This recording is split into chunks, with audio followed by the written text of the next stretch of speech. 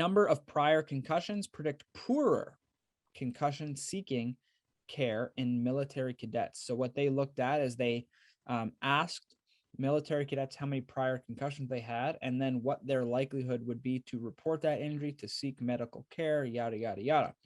And what they found was those that had higher concussion histories were less likely to seek medical care or to report their injuries. So let me see here.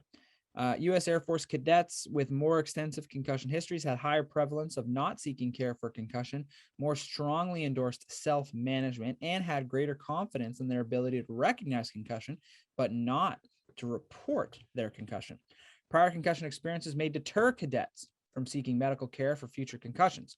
Interventions should address concussion history, and clinicians should consider how post-concussion management process might deter care seeking.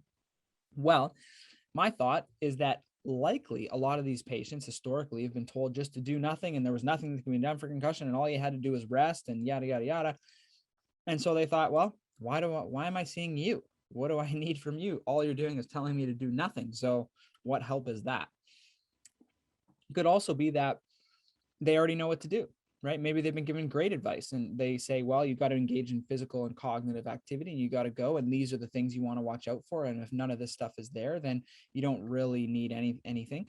They might just think, look, I've been through this, it's not my first rodeo. I've done this before. I can do it again. And maybe they just have that confidence to do it. And I think that's a natural thing.